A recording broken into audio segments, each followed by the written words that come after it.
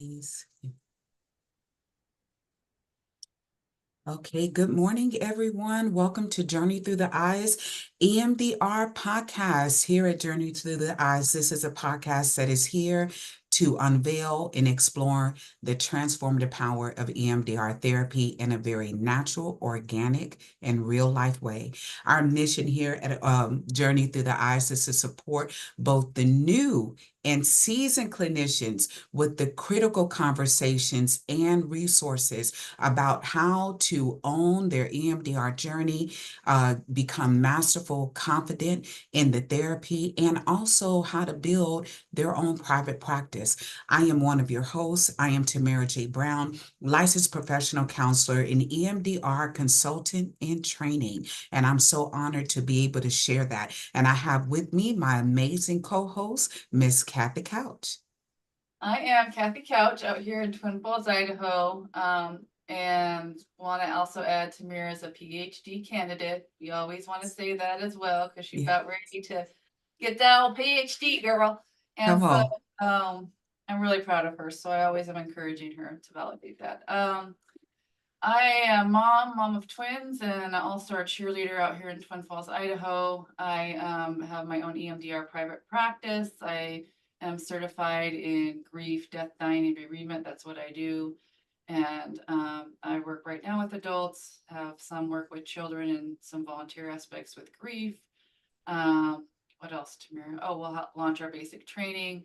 I have Rewired 360, which is my therapy training business. And then I own also Willow Creek Counseling, where I provide EMDR intensives to patients out here in Idaho.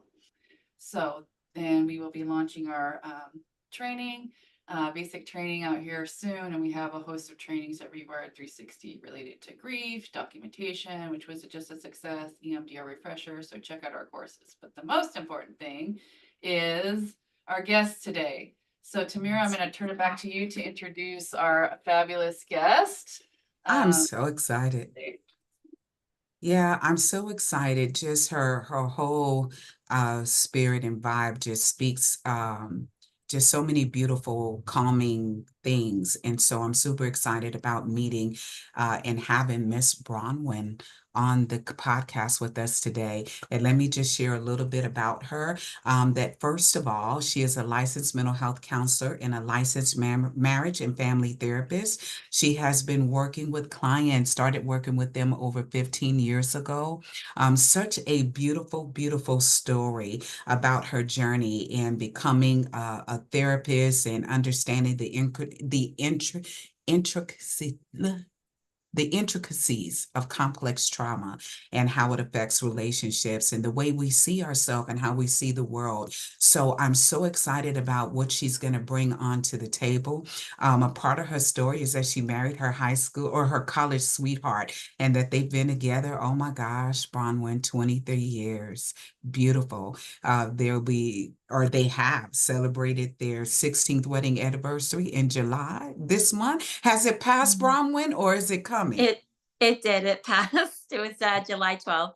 Oh my gosh. Well, we are celebrating and telling you congratulations to you and your honey. And we are so, so grateful to have you here. And we want to turn the table over onto you and tell us a little bit more about yourself and your love for this work you are doing with EMDR therapy. Yeah, so it's so nice to be here. Nice to see everybody. So a little bit about how I got to start working with complex trauma. I myself identify or resonate with having complex trauma. And really, what complex trauma just means is that there's been repeated traumatic incidents of trauma throughout childhood. And what that Mhm. ends up doing is creating kind of an umbrella of symptoms. Sometimes someone with complex trauma, before they come into my office, might have many diagnoses. Like they might Mhm. have a diagnosis of ADHD. Sometimes there also might be a diagnosis of a personality disorder, a mood disorder, anxiety, depression, all kinds of things. And we see a lot of the neural networks when we're thinking about those things that we're trying to clear out with EMDR are often with complex trauma, and I think a lot of EMDR clients, we know something here, right? Mm-hmm. In our mind. We know that we should feel lovable. We know that we should feel worthy. We've tried maybe traditional approaches like CBT, and we've tried affirmations. And you look in the mirror and you say, I am loved, I am loved, I am loved. And yet, for whatever reasons in the body, right? We're not feeling loved. And so for me, I had done years of traditional talk therapy personally, and I really didn't feel like it was moving the needle. And I actually was in an Uber coming home from seeing my family, which is always, pretty triggering because that's like kind of the original origin of a lot of my traumas, my childhood. And I was talking to the Uber driver, and it turns out he was a therapist that specialized in complex trauma and EMDR. And he just looked at me and he said, "You know what, Bronwyn, I think you should read this book, Pete Walker's book on complex trauma. It sounds like you might have complex trauma." And I felt that he was right. And then after that, that really started my journey of doing EMDR personally. And then that is what caused me to start doing it professionally. So, whoa, hold up for just a second. It was a Uber driver that Who's brought, awesome. and so he was Yes. also a therapist. This was his side gig. Yes. And is that right there where you're at in Florida this happened? Yes, talk about serendipity or being in the flow or hearing what you needed to hear in the moment. Can you He was like your imagine? little angel. Holy cow. Yeah, he was I'm my angel. curious about that book. Could you share a little bit about the book? Yes, so the book, it's Pete Walker's book. He also is a therapist who has complex trauma and treats complex trauma, and it's called CPTSD from surviving to thriving. What's interesting about the book is that I feel like I've had a similar experience with the book as maybe some of my clients had. And it's actually it's so accurate that it's almost painful to read if you have complex trauma. So I think there's many other books out there that might be a little bit easier to read. I'm forgetting the name of my favorite one. It might come back to me, but there's another book that I often recommend that maybe is a little easier to read, but really he just details things like, and I think it's really specific to what we're going to talk about today, compassion and polyvagal theory. He talks about that inner critic. Do you guys deal with that in your practices? Well, I mean, personally, yeah, the deal. But yeah, I do that. I'm really an advocate of kind of understanding that concept and applying it to myself and sharing that experience of what it was like for me to do it to myself with the client. I think that is a very, very juicy place. And so I can say, when I introduce the concept, like the inner critic, like for me, this is the example of how it shows up for me, right? And so I think that takes away and deflates some of that fear maybe of doing that, and it gives a relational component. But yes, I am familiar with that, and I think it's really just so important, that compassionate piece. Tamara, do you work with an inner critic? I love that conversation, right? Because I mean, the whole thing of where what you brought to the table for us today, first of all, and I want to say yes, but I want to rewind the tape a little bit to go back to that framework of traditional talk therapy, right?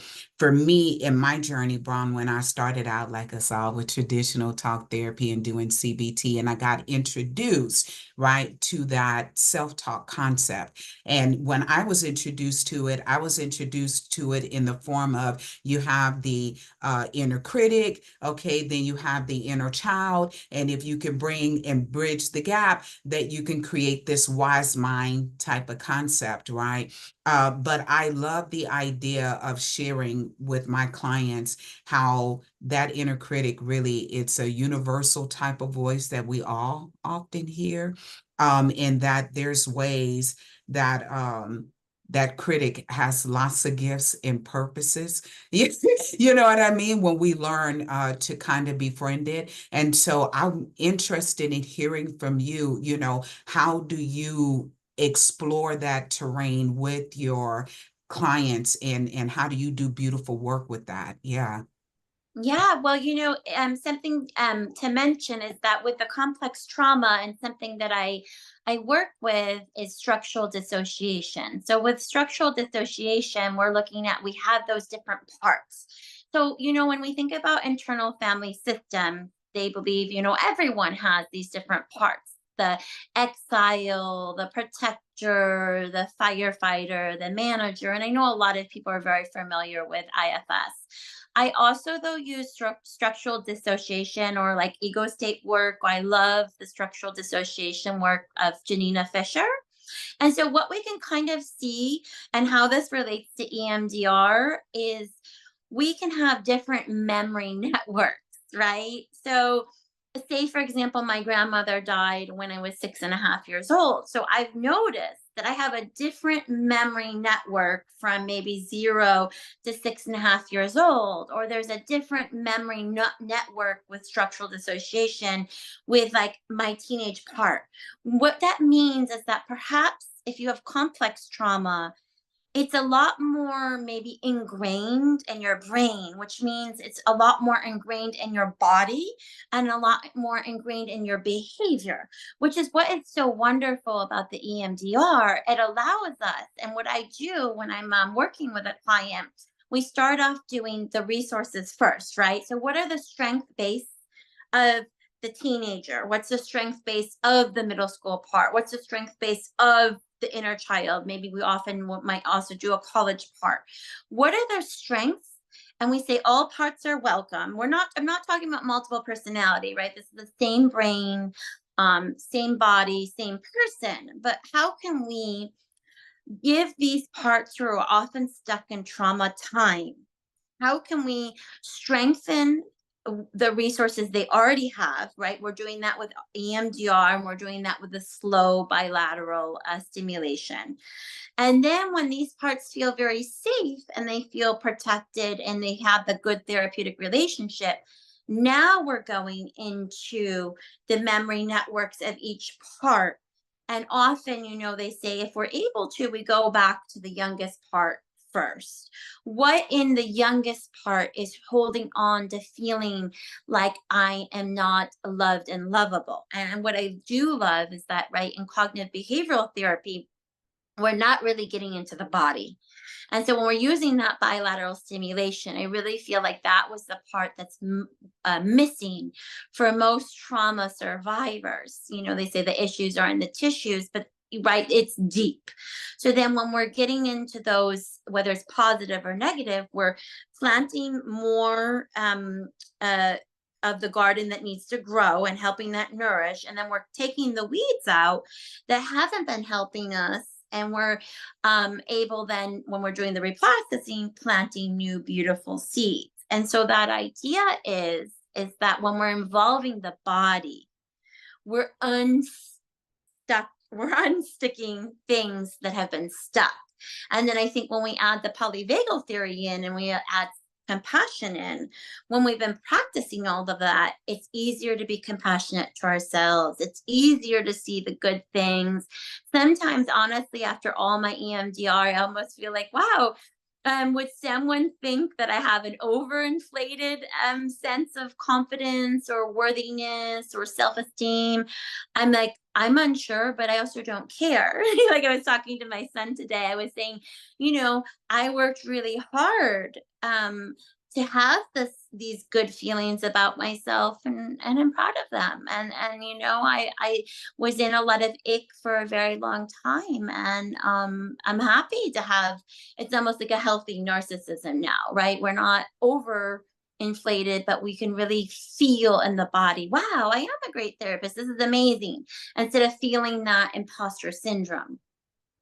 You just said so much right there. I think what I wanted to kind of go back on the journey with for a minute is, when we're first starting, in psychotherapy land and we begin working in trauma and we hear the term dissociation, it's like, oh my gosh, I'm not at all skilled to deal with that, right?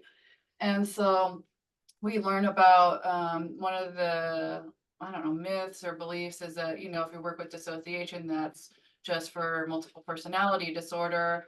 I don't do that. And so when we come into trauma therapy and we hear what you're saying about the parts, and everyone has parts, and the memory networks with the parts, which is the first time I've heard that. That's amazing. It takes away for me some of the distress with working with dissociation, and what you're saying about that skill building. Like, I am a great therapist. I have these skills now to offer patients or even consultees about how to work with these parts. And it really, what it does is minimizes the distress and they're experiencing, and kind of compartmentalizes it into a part versus infecting or contaminating the whole self. And so I think that's so important what you're saying there as we break it down. And I've seen patients really just respond to that so well. And I also wanted to say, you talked some about CBT and the firefighter part, and that what was that word you said? Negative self. You asked us that question. What was that called? The Oh, the inner critic. inner critic. I'd like to also create an adaptive counterpart to that, right? Because I'm all about being adaptive. So it could be something like the inner asset or the inner warrior, whatever that is. And so I like really that part too, and holding them together. And I think a lot of times we're stuck in pathology as therapists, CBT, this thing, and then let's work on the inner critic. But what about the inner warrior, right? The inner person that's, you had mentioned the word surviving to thriving. What is that part called? And being really curious and strengths based about that. I think I really love that in phase 2 resourcing when we're going through that. And I think it could be very critical to some of these treatment modalities to incorporate these other parts that are doing well. I know we treat a lot of pathology and we come at it from that worldview, which, it's a worldview, but I really like in my practice to also say, hey, and look at the positives, and reframe that. So, when we look at those negative beliefs, a lot we work on CBT, and you come to EMDR and you're like, positive cognition. I have no positive cognitions, right? It's like, yes, you do. What were the ones that got you to be here in therapy? I can do it. I can trust. And so sometimes that takes a lot of more work in my experience of developing the PC and the, wiring that wires together, kind of enhancement in that network. Oh, well, Bronwyn, I just, you ladies are sharing so many different golden nuggets, right? Especially for both the new and the seasoned clinicians, probably for the newer clinicians, they get introduced to these newer and more in-depth types of approaches of being able to support the clients that they're serving.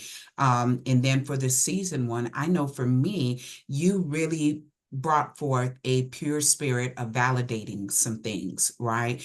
I loved how you talked about just being able to recognize how trauma can cause us, in other words, to lose that sense of touch with the self, and the self from maybe 6-year-old to 12-year-old, that sense of connection and well, I want to just use the sense of connection to those cells gets broken and it's severed or gets lost and buried beneath the pain of the traumas, right? And how we are able, the gift you gave me today, Bronwyn, is the fact that we are able to use these different therapy Before I say this, I want to make it clear for those who are listening that EMDR in itself is not a tool or an intervention. It is a whole entire healing approach and pathway.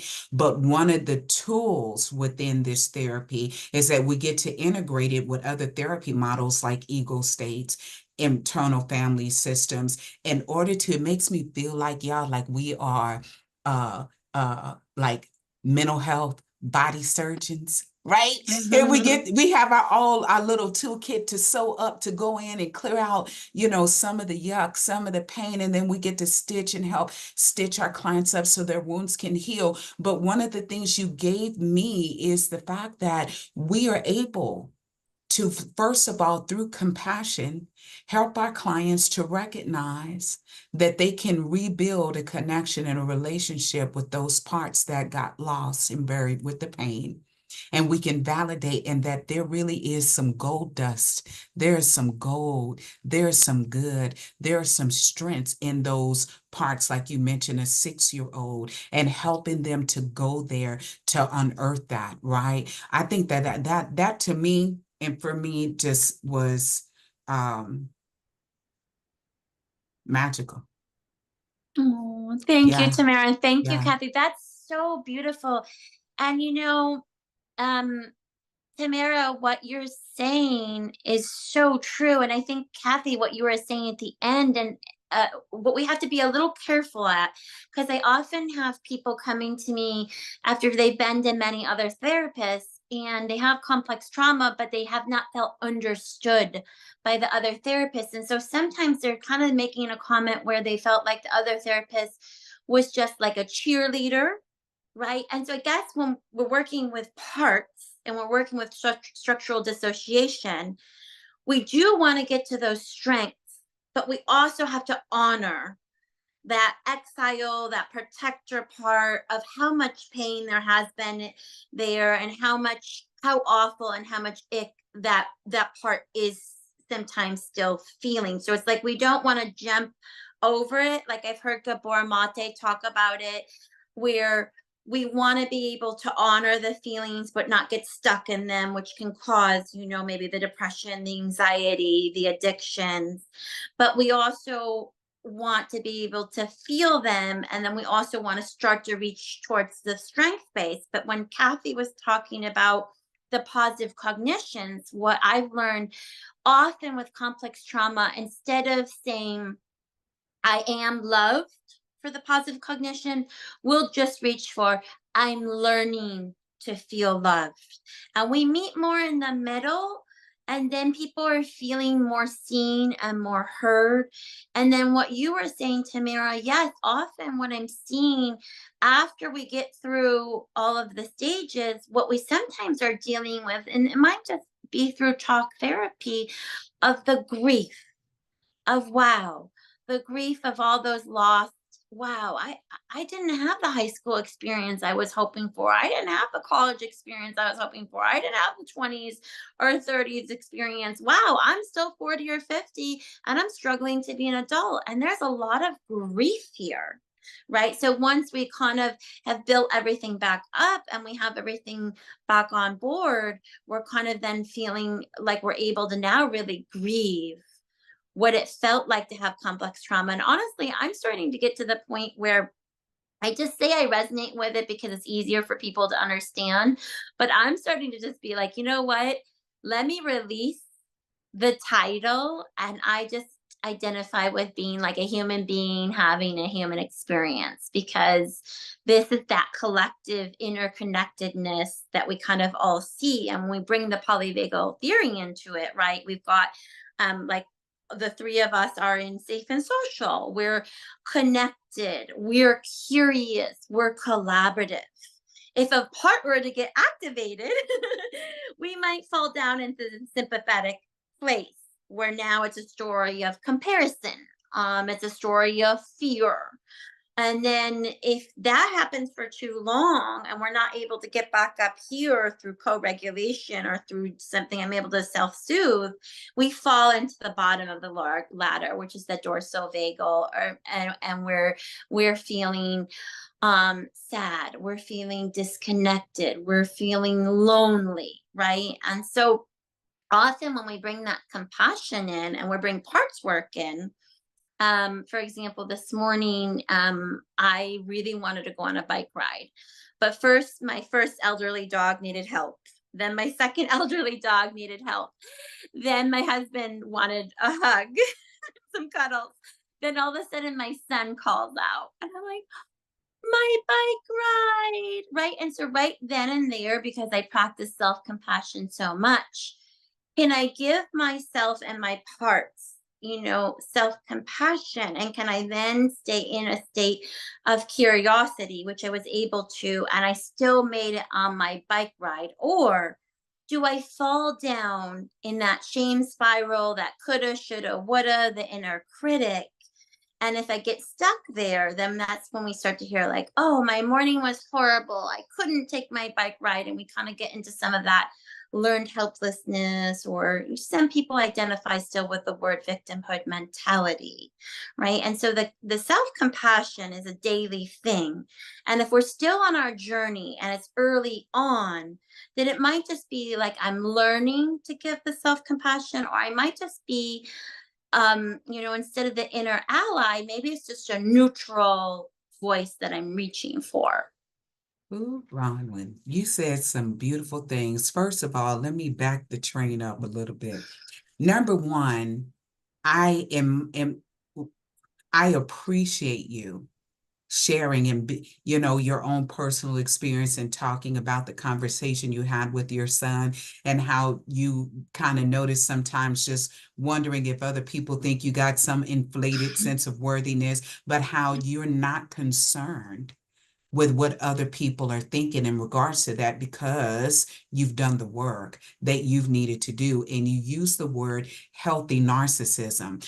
The reason why I'm catching that and highlighting that is because there's so much on social media about the painful aspects of narcissism. And it is a breath of fresh air to hear someone talk about the healthy aspect, right? The healthy dose, okay, that I think sometimes is just, not talked about enough. The other thing that I wanted to share is how, and Kathy and I have been talking about moving out of just the titles and the identity that we get handed in the field or in the system, in the communities of the work we do, and going back to and embracing this spirit of being the healer and the human on the journey, but showing up in an ethical and professional way, right? To make that connection more human, to be with. There's a lot of times I've experienced this, that a lot of the times when client shame comes in, and the first thing I've wanted to do was rescue them out of it. No, don't do that. Don't feel that way. But what you're sharing and what you're offering and what I've learned is how to take that journey and allow them to arrive at their own place and a whole space for that shame, instead of trying to make it go away and all the things, right? I think I wanted to kind of echo all of these things. I think one of the things we're talking about, and I'm personally learning, when I step into spaces where, like you're saying, I've done the work on these beliefs, and maybe I'm not in those spaces, or I'm new to those spaces, or I haven't been there for a while. And then I do this work, which includes bike rides and meditation and all these things for myself, because I love bikes. I just bought one, a little cruiser, right? And so I traded my motorcycle for a bicycle. And when I had my twins, I sold my motorcycle because I couldn't inside of myself say, I can ride this motorcycle. If something happens, that sense of responsibility, I thought, I can't do that. So I traded it for a bicycle, which I just recently bought. Gives me joy. But the point is, those are people in my world, right? But those aren't the people that get me, right?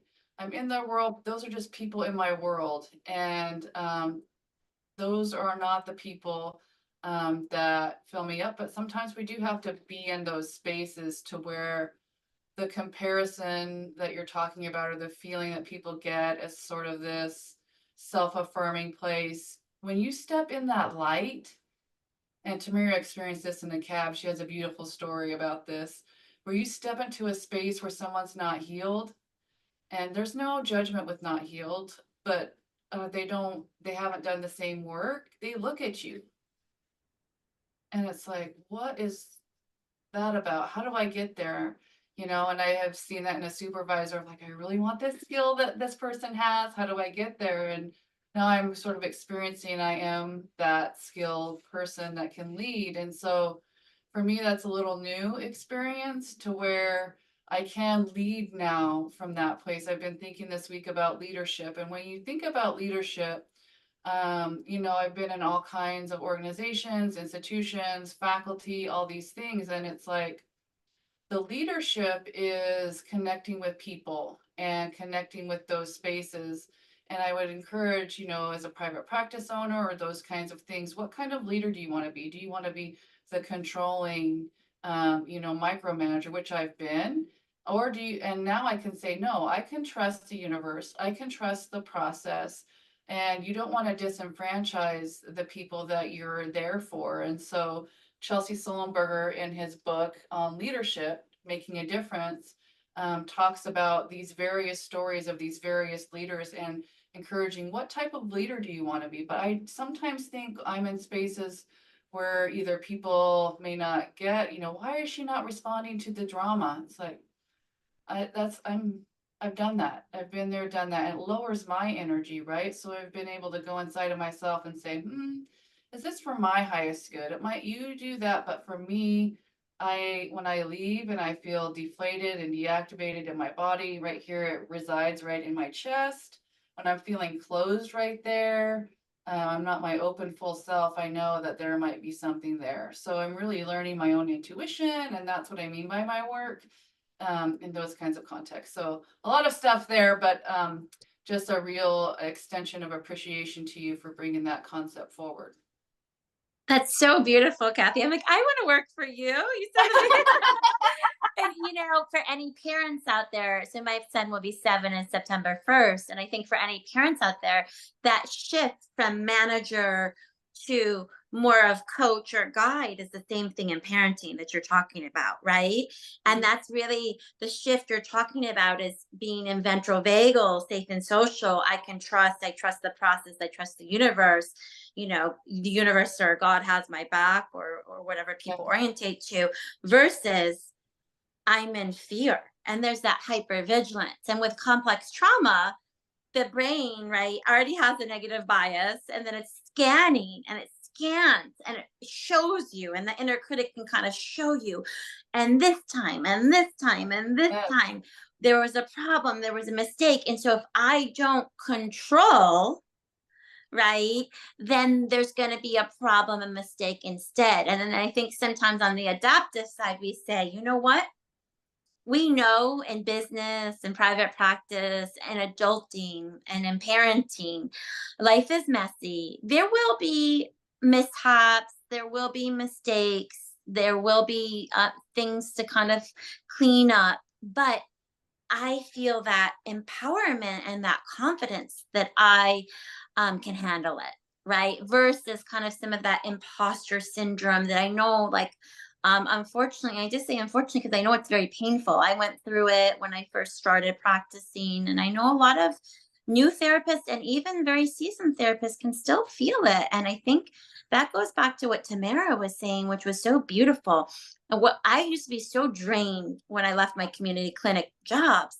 But when I saw, I'm not responsible for your pain, I'm not responsible for overdoing it, for rescuing you. I'm more of a guide. That shift really changes the energy. But I think also, Tamara, I think if there are younger clinicians or even seasoned clinicians that are feeling it, we say name it to tame it. And I feel like one of the things that I've been very successful with my clients is my authenticity. So I can even say to them, wow, a part of me is really wanting to run and rescue you right now, but I know I can't.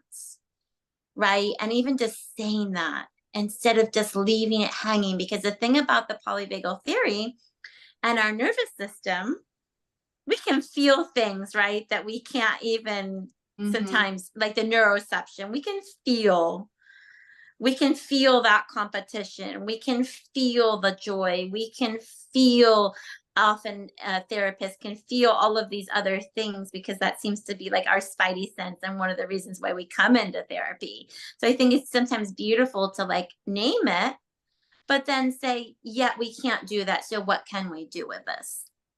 Ooh, Bronwyn. Oh my gosh. Wow, amazing, right? You are a pure cup of, what is the word? It's like honey tea. It's like going Yeah, down. it's something Yeah. like, and so let me say this. Hold on, let me catch my breath. I'm so serious because what you're doing right now for me is your voice is confirming the what I call divine messages that have been coming to me about my own journey as a therapist.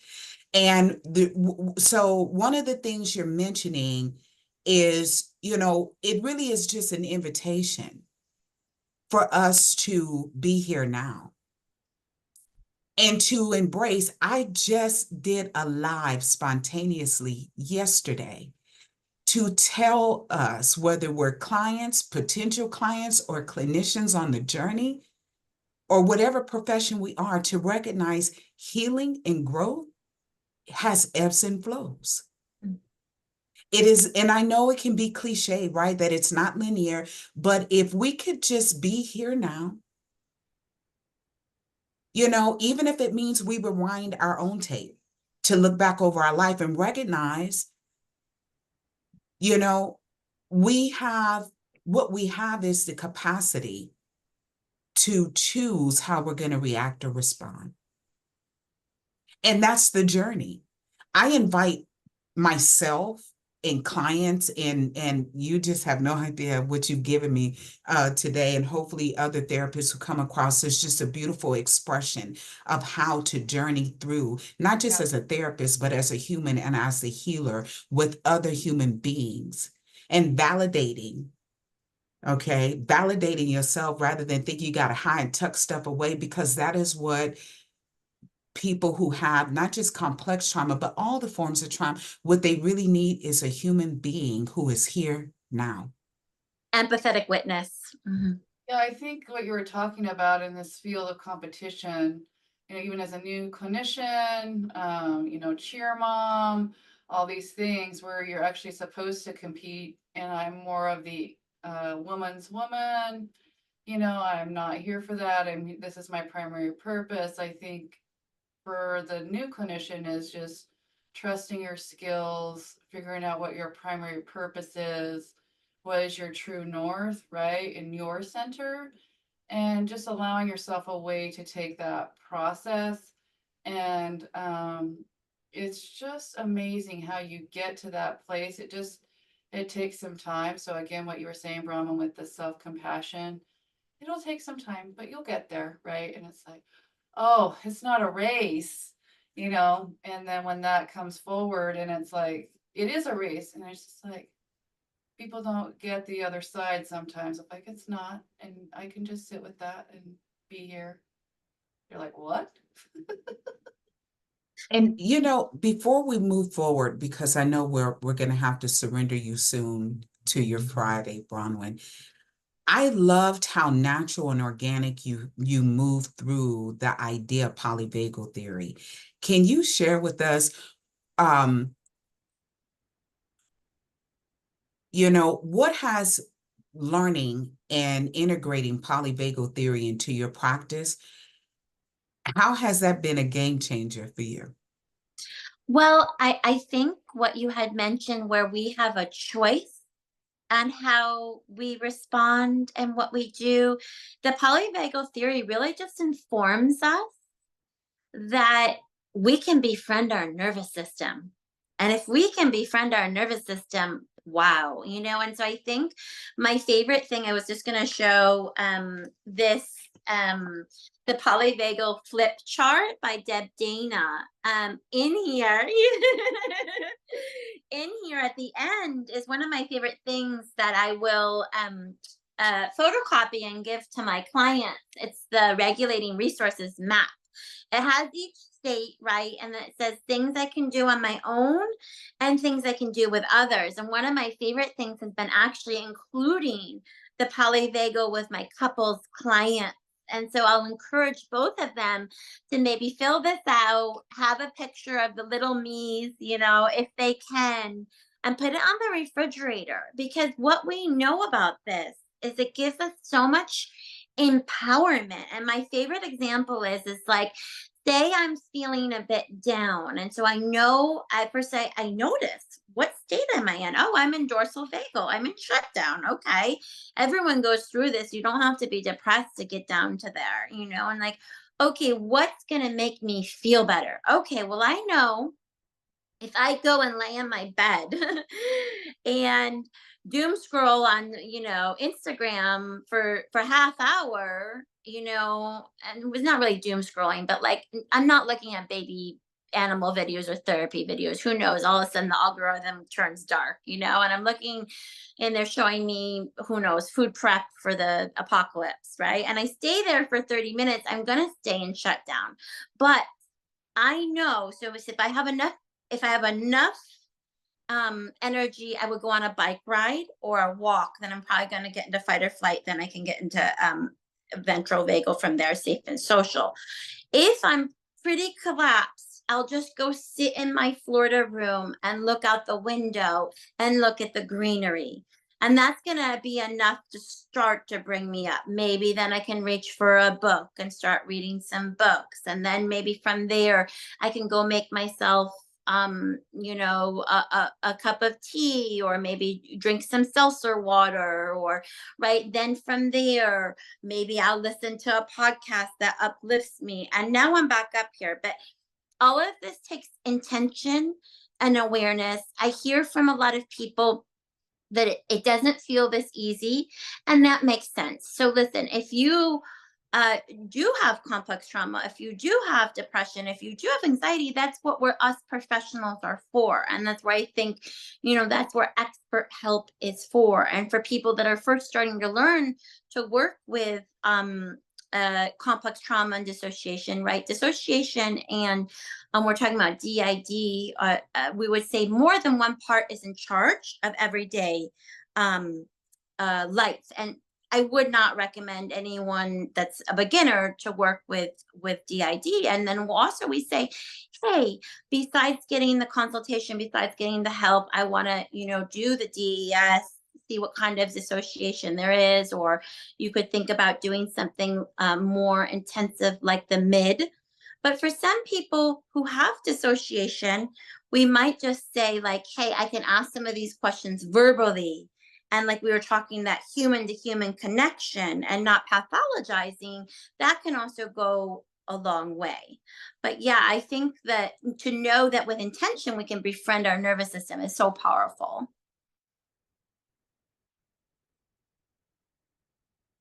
Just beautiful.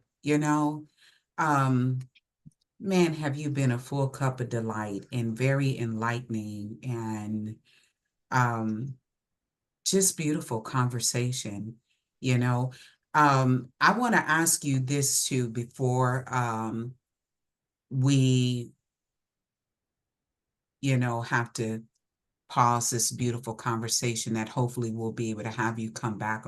You said so many different incredible things today. It was like, oh my gosh, wow. How important would you say compassion is for both the clients we serve and also for us as the therapists? Yeah, well, I think it's probably number one. I love what Kathy was saying, that once you do the work and you almost have this glow about you, it's and people, kind of joke with me like, oh, what's the anti-aging? But like, if I were to say any anti-aging, the first thing is the self-love. It's that self-compassion. Like my goal and what my husband, but I was, often do it with my son. We talk about the cord of love, and that's really that attachment. So we say the cord of love from our hearts to each other can be our hearts to God. And then we're sending that love from our hearts to our immediate family, And then we're sending that care and compassion or that love to our friends, to our family. And then we picture sending it to our community. Oh, I'm getting fireworks. To our community, to the state of Florida, the United States of America, to the world, and to the cosmos, like sending that all out. So I feel like that's also just something that if it's, someone that has, I'm very creative. So someone that thinks creatively, that's another way to think about it. And that really grounds us in that interconnectedness. We're all here.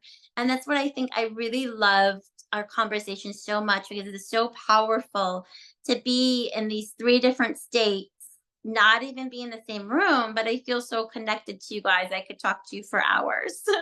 What I think is important about your story is that you waited. You've been wanting to be on a podcast, and then you waited till it aligned, you were very patient. So I think that's brilliant. I commend you for that. I think that's practice, right? I think it's also the important thing that I'm doing is we're sending things out. And if you're watching the video, you saw the fireworks. We really need to return that back to ourselves, and those steps you listed from dorsal to ventral can do that. But I really, it's okay to receive. And I think we need to have those inputs, right? So incredible. This has been an amazing conversation. The beautiful thing is that in my experience with you today, Bronwyn, you gave us so many different gentle reminders. um, it almost felt like a helicopter or eagle's view, right? Coming to this top of this mountain to look down and take a really good look at the therapy work we do and look at how we can approach it from a different perspective. And that way we can show up, right? That's my passion. My passion now in doing my own work is to be here now and to, if I can borrow this, not care, not apologize, because I have done my work to have the birthright to take up space now in my book, to where I'm not seeking that permission or that validation. Um, and so it really is a beautiful thing. But I thank you for coming into this community today and sharing on first polyvagal theory, because I do believe as EMDR clinicians that it will give us that deeper roadmap that can guide us, okay, in helping us to understand where is our client, locate where they are and what part of the brain, where are they at, so that we can be with them from that space. And then the principle of compassion and just holding space, not just for the people we serve, but for our family. You talked about that, and for ourselves. And so I want to share that if you are wanting to connect with Bronwyn, you can find her on Instagram at Bronwyn. And please forgive me, Bronwyn, how do you pronounce your last name? It's Bronwyn Heiss _therapy. Okay, I thought so, but I didn't want to butcher it. Okay, and so you can find her there on her Instagram and connect with her, or her therapy website is bronwynheisstherapy.com. Make me wish I was in Florida so I could come to your practice and get some really good work and healing and growth and all the things, okay? And so I want to hold space for you, Bronwyn, if you have any last words, and then we're going to toss this hot mic over to Kathy. Any last words that you would like to leave and spread that love of light out?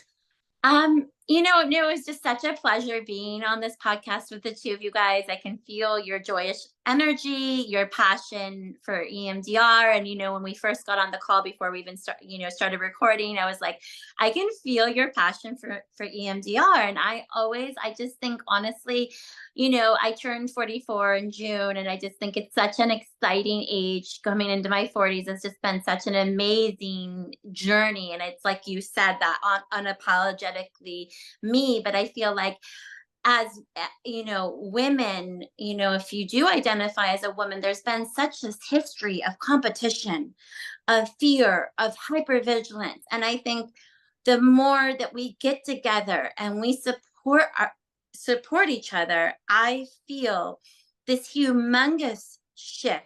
You don't have to be women, we can just be human beings, but there's this historical competition between people who identify as women. And the more that we get together and we uplift each other, we support each other. Kathy has something unique. You have something unique. I have something unique. We don't have to compete at all.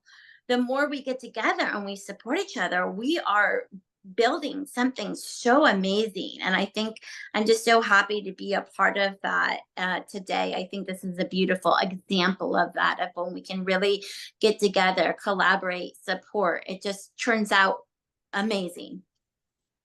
Yeah, I mean, seriously, right there.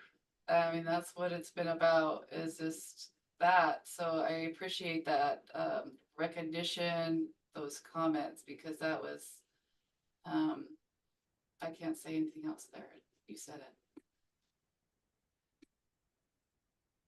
Thank you guys. This has been so beautiful. I'd love to be on again. We should come up with a little series. Yeah, we should. We We could do should. Polyvagal 101. Talk about the We should. you. Okay, let's do Okay. it. So Okay, well, Kathy, go ahead and take us out.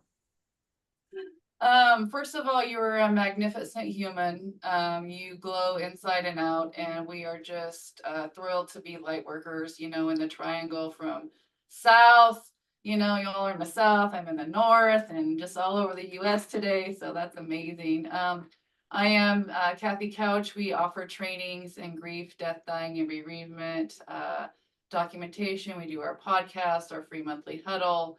All sorts of things at Rewire 360, where we have our EMDR University, where we companion EMDR therapists to be certified and approved consultants and trainers. So we are so excited to have everyone here. Wishing you a happy Friday, and just stay tuned for our next guest. And we are so thrilled to have our time shared with you today. You can now see all of our podcast live in the Rewired 360 EMDR University group, and you can comment live with our guests. So that's amazing. Have an incredible weekend, ladies. Okay, we'll see you next time. Take care. Thank you. Bye.